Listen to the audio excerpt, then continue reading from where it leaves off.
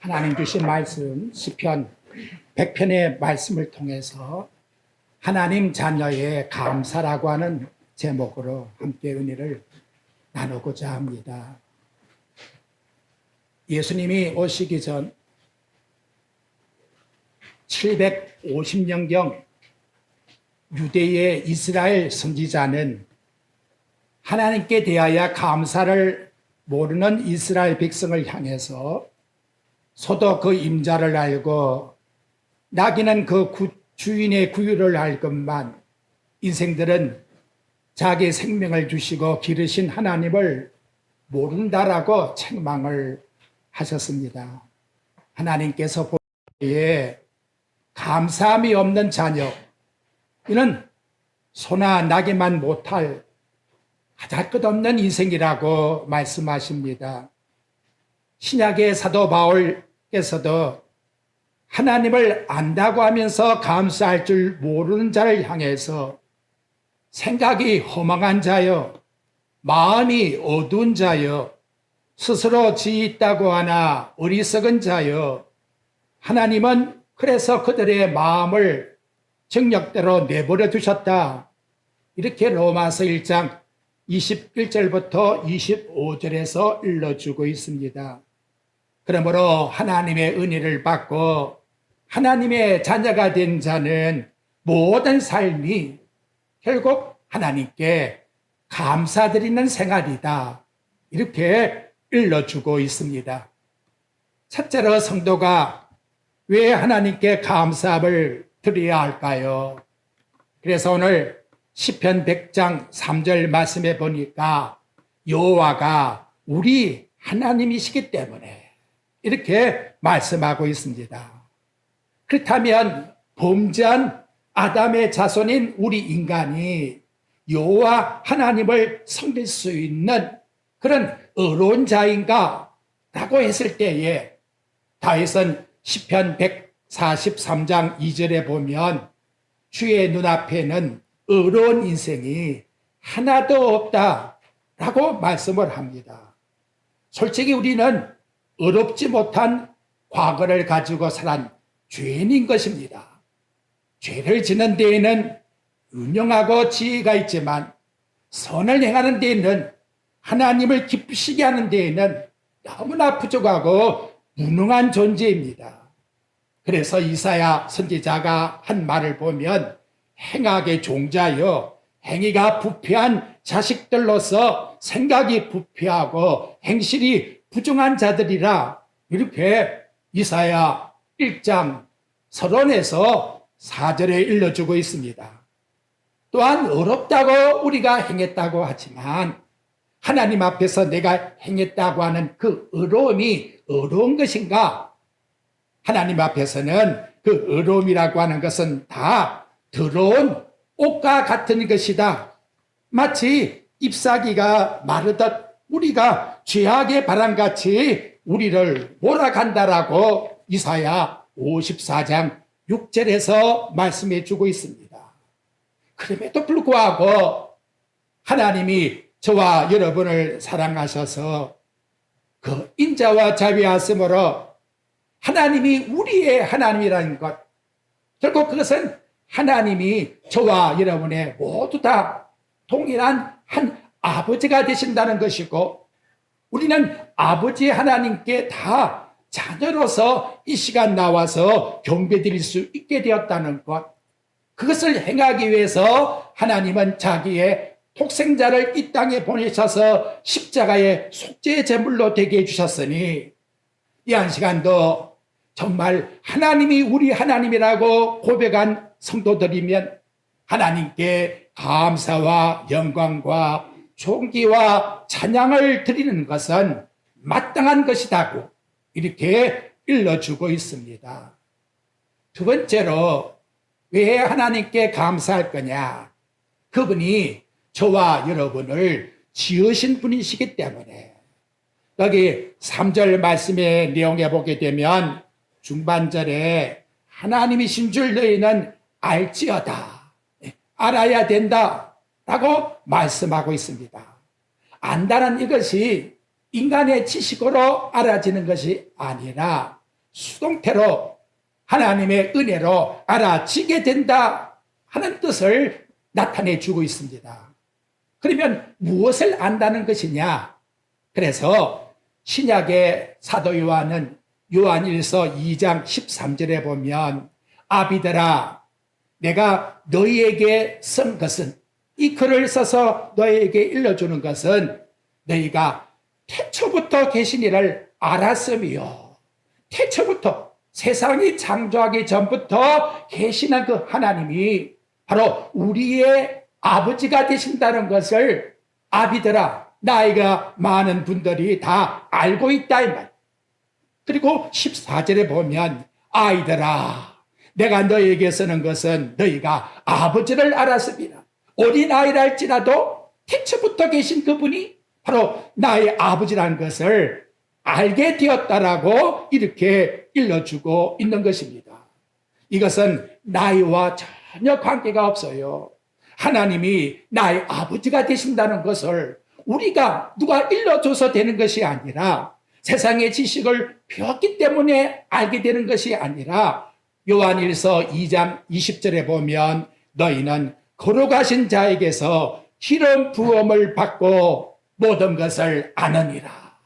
하나님의 성령이 우리 눈에 보이지 않지만 저와 여러분의 마음속에서 하늘에 계신 그 하나님, 태초부터 계신 그 하나님이 바로 우리를 지으신 분이시다 하는 것을 깨닫게 해주어서 알게 된다라고 이와 같이 일러주고 있다는 것입니다. 그분이 나를 지었다는 것을 신약 성경에는 어떻게 표현합니까? 요한복음 1장 3절에 보니까 만물이 그로 말미암아 지은 바 되었으니 지은 것이 하나도 그가 없이는 된 것이 없으니라. 바로 그리스도께서 나를 지었다는 사실을 우리에게 깨닫게 해준다는 것이지요. 그렇다면 여러분, 이 타락한 인간이 어떻게 보이지 않는 하나님께 감사함을 드릴 수 있을까요? 감사의 여부라는 것은 그분이 곧 저와 여러분의 아버지가 되신다는 사실을 아는 자만이 바로 그분께 감사함을 드릴 수 있게 되는 거지요. 그러니까 나의 아버지가 있다는 사실을 아는 그 자가, 그 여부를 가진 자가, 그래서 하나님의 계심의 존재를 아는 그 자가 감사를 결정할 수 있는 바로 그런 결정에 대한 판가름이 된다는 지식이 우리에게 일러주고 있는 것입니다. 세상이 우연히 생긴 거야. 원숭이가 변해서 인간이 되었대. 이런 진화적인 사고방식을 가지고서는 절대로 창조주 하나님이 나를 지으신 분이라는 것은 어불성설이 있을 수가 없는 거예요. 그런 자를 향해서 하나님은 시편 14장 1절에 보니까 바로 어리석은 자라, 히브리 말에 나발이라는 단어를 써요. 영적 바보 같은 존재이다, 이렇게 말씀하고 있다는 것이지요. 왜 인간이 하나님을 모를까요? 왜 무지할까요? 그것은 오늘 본문 말씀에 그 뒤에 나옵니다마는 마음이 부패했기 때문이라고 말씀하고 있습니다. 내 마음에 하나님께 대한 감사함이 사라졌다. 결국 그것은 내 마음이 부패했다는 증거예요. 부패했기 때문에 하나님께 대한 감사는 점점 사라지게 되는 것입니다. 네가 정말 하나님을 기쁘시게 하는 믿음을 가지고 있다. 히브리서 11장 6절에 보니까 반드시 그가 계신 것과 이걸 안다라고 우리에게 일러주고 있는 것입니다. 그분이 내 영혼을 이 땅에 보내주신 분이라는 것을, 즉 내 영혼 속에서 나의 영혼의 창조주가 되시는 그분이 있다는 것을 발견해 주는 것, 그것이 여러분 우리 마음속에 가진 믿음이라고 이와 같이 일러주고 있다는 것입니다. 이것을 깨닫는 신앙의 인물들은 다윗이 시편 8장 4절과 5절에 이렇게 고백해요. 사람이 무엇이기에 하나님 내가 무엇입니까? 주께서 저를 생각하시고 주께서 무엇이기에 주께서 저를 돌보시나이까? 나를 하나님보다 조금 못하게 하시고 존귀와 영광의 관을 씌우셨나이다. 이렇게 고백하고 있습니다. 옛날 개혁 성경에는 저를 천사보다 조금 못하게 하시고 이렇게 되어 있는데, 지금 우리 성경에는 하나님보다, 그래서 그 원어가 엘로힘, 하나님이라고 하는 단어로 나타나고 있습니다. 다른 번역본에 보니까 그를 하나님 다음 가는 자리로 앉히시고 존귀와 영광의 관을 씌우셨나이다. 하나님 다음 가는 자리로 저와 여러분을 삼으셔서 존귀와 영광의 관을 씌운 자가 누구냐? 곧 저와 여러분이라고, 우리가 그 주인공이라고 성경은 일러주고 있으니 얼마나 감사합니까? 천사들이 누구냐? 히브리서 1장 14절에 보니까 모든 천사는 부리는 영으로서 구원을 후사들을 위해서 섬기느니라. 우리를 섬기는 존재라고 이와 같이 말씀해 주고 있는 것입니다. 사랑하는 성도 여러분, 하나님이 나를 창조했는데 하나님 다음 가는 자리로 나와 여러분들에게 존귀함을 입혀주기 위해서 창조했다는 사실을, 바로 이 하나님의 존귀한 정체성을 저와 여러분이 믿을 때에 우리의 삶도 하나님 앞에 거룩한 삶으로 나아갈 수가 있게 되는 것입니다. 그래서 시편 8장 6절에 이 존귀한 신분을 다윗은 고백합니다. 주의 손으로 만드신 것을 다스리게 하셨다. 얼마나 저와 여러분에게 강한 주권을 줍니까? 만물을 그 발 앞에 두사 하나님은 저와 여러분을 위해서 만물을 다스릴 수 있는 그러한 통치권의 능력을 넘겨주었다라고 일러주고 있다는 말씀입니다. 이런 존귀함을 가진 저와 여러분인 것을 안다면 우리는 하나님의 자녀로서 다 같이 바로 그러한 놀라운 사명을 주신 하나님 앞에 감사드리는 것은 마땅한 것이다. 셋째로 우리는 그의 것이라고 3절 중반절에서 말씀합니다. 너희는 알지어다, 깨닫게 된다는 거예요. 무엇을? 우리가 바로 주님의 것이라는 것을, 내가 내 것이 아니라 내 모든 것이 다 주님의 소유입니다 하는 걸 깨닫게 해준다는 거지요. 주님의 것이라고 하는 소유라는 것은 그 내용 속에 특별한 의미가 담겨 있습니다. 우리는 주님의 것으로 나갈 수 없는 존재지요. 죄인된 우리들에게 하나님은 그 아들 그리스도 예수님의 핏값을 지불해 주어서 당신의 소유로, 자녀로 삼아 주셨다는 거예요.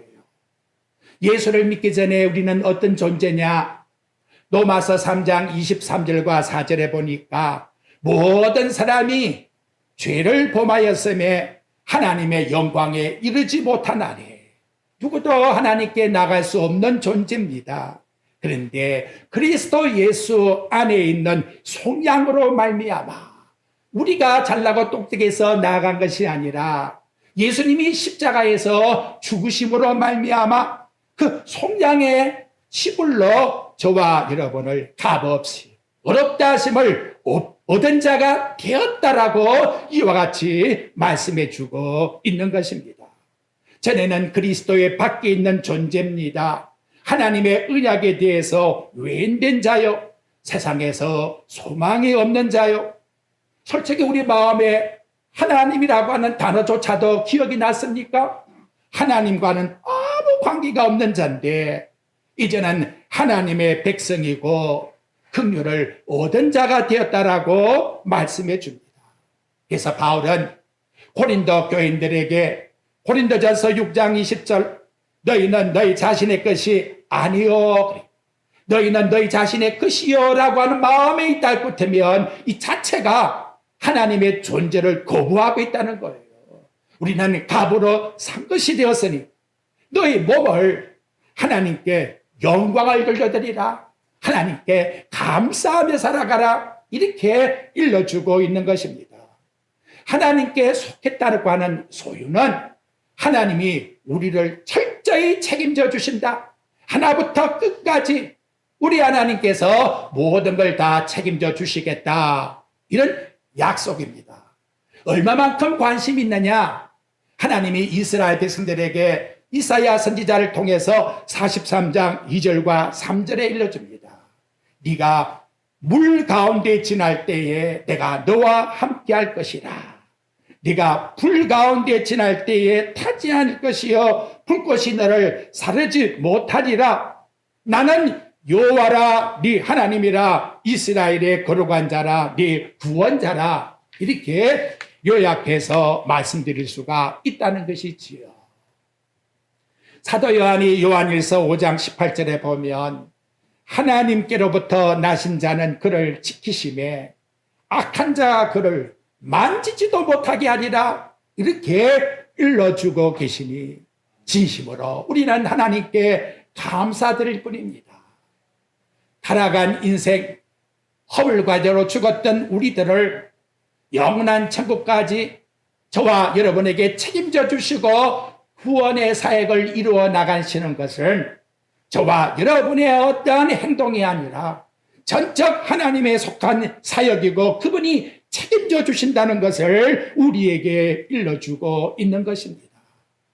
여러분, 하나님이 전적 내게 책임져 주신다라고 하는 그 섭리의 약속을 우리 순간순간마다 우리의 머릿속에서 챙기고 깨닫게 되고 그분을 의지하게 되는 삶, 그것이 여러분 진정 하나님을 의지하는 감사의 생활이지요. 그래서 우리 지혜의 왕 솔로몬이라고 하지 않습니까? 그분이 일러준 잠언 16장 1절에 보면 마음에 경영한 사람에게 있어도 말의 응답은 여호와께로부터 나오느니라. 9절에는 사람이 마음으로 자기 길을 계획할지라도 오늘도 여러분들이 내가 계획해서 여기 나온 것이 전혀 아니라는 걸 하나님 앞에 고백할 수 있는 그 자가 하나님의 자녀여 감사함을 드릴 수가 있는 겁니다. 그래서 그분이 걸음을 인도하시는 분이라고 고백을 하고 있는 겁니다. 33절에 보면 제비는 사람이 뽑지만 모든 작정, 제비의 결과는 여호와 하나님께로부터 나온다는 사실을 인정하고 살아가는 삶. 그렇다면 절대로 성도에게는 재수란 단어를 쓸 수 없는 것이고 이게 우연히 발생했다는 말을 쓸 수가 없다는 것이지요. 이유는 예수님께서 친히 말씀합니다. 우리의 머리털까지 다 세신 바가 되었다라고. 참새 2마리가 한 아사리온 1,000원에 팔린다 할지라도 하나님이 허락지 아니하면 결코로 팔리지 않는다는 것이지요. 이걸 확실히 여러분 믿는다 할 것 같으면 아직도 부족하다고요. 근데 사도 바울은 이거에 확신을 가지고 믿었다는 거지요. 그 이유가 뭘까요? 그 깨달음이 있습니다. 사도 바울은 하나님의 사랑을 깨닫고 보니까 하나님이 나를 보호하시는 확신은 자연스럽게 내게 들어왔다는 거예요. 하나님이 나를 사랑하시는 그 확증적 증거가 뭐냐? 저도 여러분도 같이 고백해 보십시오. 로마서 8장 32절에서 말씀합니다. 자기 아들을 아끼지 아니하시고 우리 모든 사람이라고 했는데 나를 가르쳐서 저를 위해서 내어주신 이가 어찌 그 아들과 함께 모든 걸 저에게 주시지 아니하겠느냐.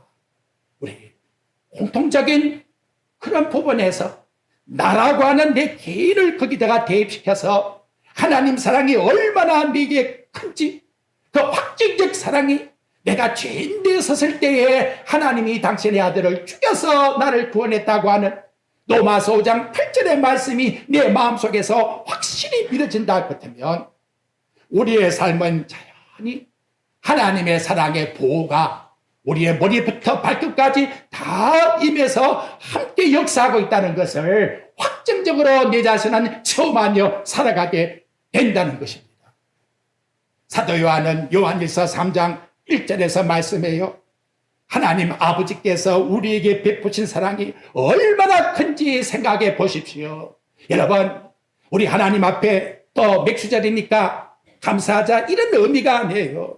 하나님이 나를 얼마나 사랑하시는지를 깊이 생각하고 나왔습니까? 바로 여기에 하나님은 관심을 가지시고 우리를 바라보고 계시는 거예요. 이러한 자가 하나님 자녀가 되었다라고 일러주는 것입니다. 그런데 세상은 이걸 전혀 알지 못하고 있다는 거지요. 예수 그리스도의 구속의 사랑을 내 마음에 알지 못하면 우리의 인간에 드리는 헌물은 아무 의미가 없는 거예요. 그거는 다르신 도 다 갖다가 봉양을 하는 거예요. 우리에게 진정한 의미는 바로 하나님이 얼마나 나를 사랑하시는지, 십자가에서 나를 위하여 죽기까지 다 희생하셨는데 이거 하나님이 나에게 책임져 주지 아니하실까? 또 얼마나 어리석은 생각입니까, 여러분? 우리 헛된 생각하지 맙시다. 하나님의 사랑이 내 마음에 밀물같이 들어오게 된다면 그 다음에는 요한일서 4장 18절에 보니까 두려움이 사라져버린다는 거예요. 하나님이 사랑하시는데, 나를 지으시고 천지를 창조한 하나님이 나와 함께 하시고 마귀가 내게 곁에 만지지도 못하게 하시는 하나님의 간섭이 있는데 뭘 두려워하겠나 이 말이지요. 철저한 하나님의 사랑 속에 잠기어 살아갑시다. 이것이 바로 하나님의 것이라고 고백드리는 거예요. 또한 소유라는 것은 셋째로 가치성을 우리에게 말씀해 줍니다. 프랑스의 나폴레옹 황제가 있지요.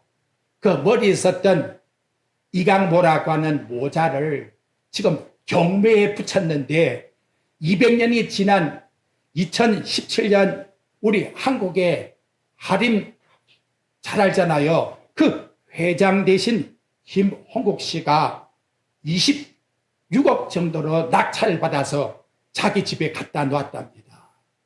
여러분, 200년 전에 황제가 나폴레옹이 안 샀다면 그 무슨 이강모가 의미가 있습니까?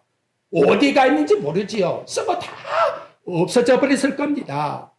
그런데 왜 거기 의미를 갖다 붙이느냐? 다만 하나, 나폴레옹이 썼다는 그것 때문에 가치가 26억에 낙찰이 되었다는 것이지요. 저와 여러분은 하나님이 쓰는 왕관 같은 존재라고 이사야 62장 3절에서 말씀합니다. 고대의 왕이 쓰고 있는 왕관을 감히 누가 건들 수가 있나 이 말이지요.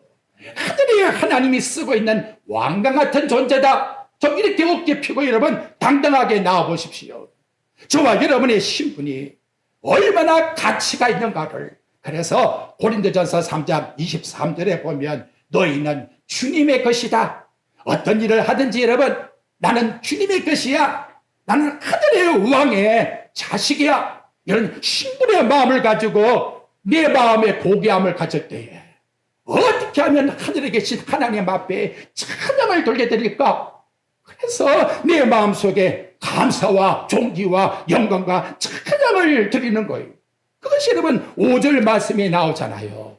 보십시오. 우리 같이 한번 읽어보겠습니다. 시작. 여호와는 선하시니 그 인자하심이 영원하고 그 성실하심이 대리이르리로다. 잠깐 기간이 아니에요. 영원토록 나는 하나님을 찬양하며 살아가리라고 이와 같이 말씀하고 있습니다. 여러분, 다윗이 왜 하나님 앞에 지속적인 복이 계속해서 부어집니까? 시편 116장 12절에 가보십시오. 하나님 내게 주신 그 은혜를 내가 어떻게 하면 보답할까? 하나님 나 이렇게 사랑해 주어서 목사 되게 해줬는데 내가 어떻게 하면 하나님께 감사함을 드리겠습니까? 내가 어떻게 하면 봉사하고 희생하겠습니까? 하나님이 나에게 이렇게 가정을 주셨고 내게 하나님께서 물질도 주셨고 이렇게 모든 걸 다 주셨는데 주여, 오늘도 내가 어떻게 하면 주님께 감사하며 그 은혜에 보답하며 살아가겠습니까? 지혜를 주세요. 하나님 안 줄까요? 안 주신다면 나 그런 하나님 안 믿어요.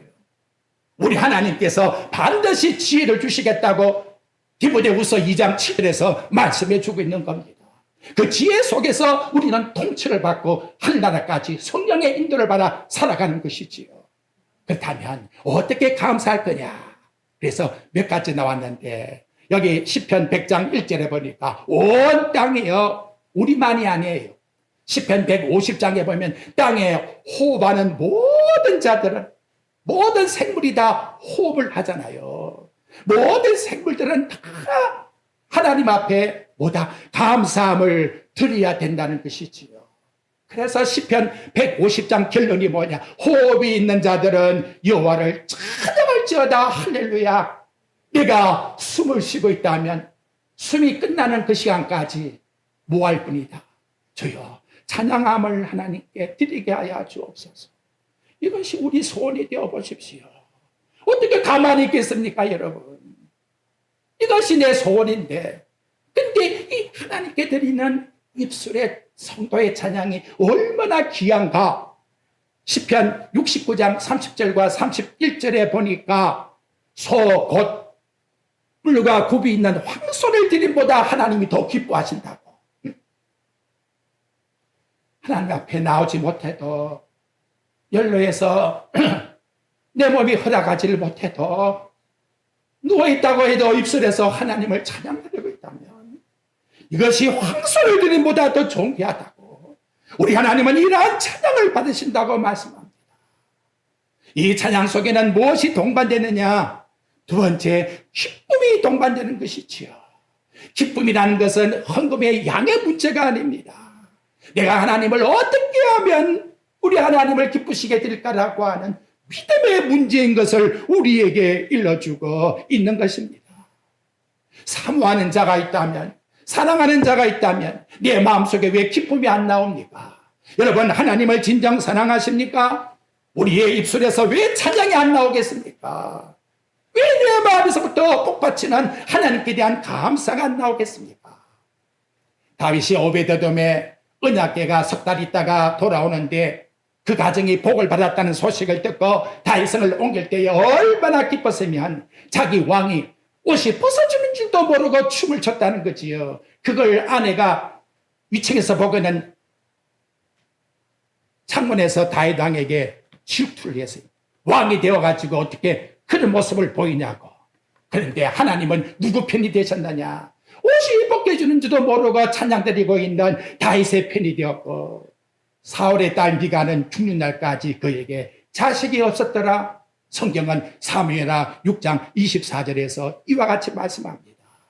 다윗은 얼마나 하나님을 찬양하는 하는 것이 좋은지 시편 44장 8절에 보니까 종일토록 나는 하나님께 감사하리라. 영원히 감사하리라.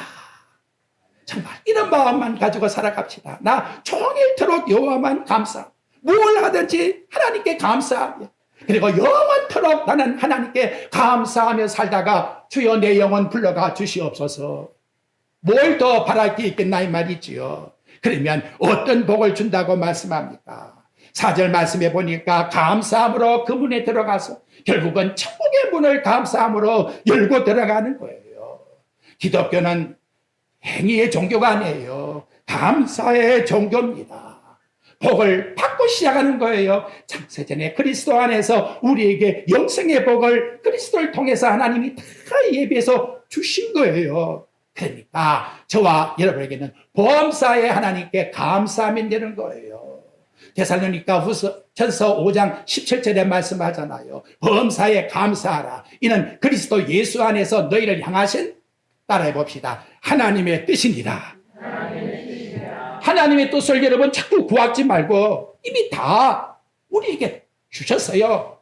뭐 하면 된다? 감사합시다. 예수 그리스도의 이름으로 감사드리는 저와 여러분이 되십시다. 감사하면 놀라운 것은 크기에 기적이 나더라는 거지요. 예수님이 보리떡 5개 물고기 2마리로 아버지께 감사했더니 거기에 모인 약 2만 명의 군정들이 먹고 12강조리가 남았다. 바울과 실라가 옥중에 착고에 처했지만 고통 가운데서도 밤중에 감사했더니 하나님의 놀라운 기적이 일어나 쇠사슬이 풀어지게 되고, 거기에 필립보 간수가 예수 믿어 필립보 교회가 세워질 줄이야 누가 알았겠는가라는 것이지요. 여러분 마음속에 번민하거나 내 마음속에 우울을 가지지 마시고 감사하십시오. 생각을 바꾸십시오. 언어가 변화됩니다. 내 주위 환경이 변화됩니다. 마침내 이 땅에 온 우주가 감사로 가득 차는 그날 하나님의 나라는 완성된다는 것을 저와 여러분이 기억하시길 바랍니다. 시편 144장 9절에 보게 되면 다윗이 하나님이여 내가 주께 새 노래를 부르며 열 줄 비파로 주를 찬양하리라고 말씀합니다. 근데 이 내용이 어디서 나왔느냐? 시편 144장 1절에 보니까 그가 내 손을 가리켜 싸우게 하시며 전쟁 중에서 찬양이 나왔다는 거지요. 전쟁 중에서, 사업 속에서 찬양이 나온 거예요. 주부들의 가정 생활 속에서 찬양이 나오는 거예요. 회사 생활 속에서 찬양이 나오는 거예요. 내가 이 입술로 찬양하는 게 부족해서 열 줄 비판을 다 동원해서라도 나는 하나님께 찬양 드리고 싶다고. 아무것도 염려하지 마시고 모든 일에 감사함으로 주께 아뢰십시오. 하나님이 우리 마음과 생각을 무엇으로 지켜주실까요? 감사함으로. 감사함으로. 그래서 감사하는 마음에는 더 큰 감사가 깨닫게 돼요. 감사하는 마음에는 근심 걱정이 없어요. 평강이 내 마음을 주장해요. 감사하는 마음에는 나는 살아도 주를 위하여 살고 죽어도 주를 위하여 죽나니 나는 주님께 모든 것을 다 드릴 뿐입니다. 이렇게 편안한 잠을 잘 수가 있는 겁니다. 감사하는 삶의 수고는 따라해 봅시다. 결코 헛되지 않다. 하나님의 변함없는 은혜와 그 인자하심이 감사드리는 모든 성도들에게 함께 하시기를 주님의 이름으로 축원드립니다.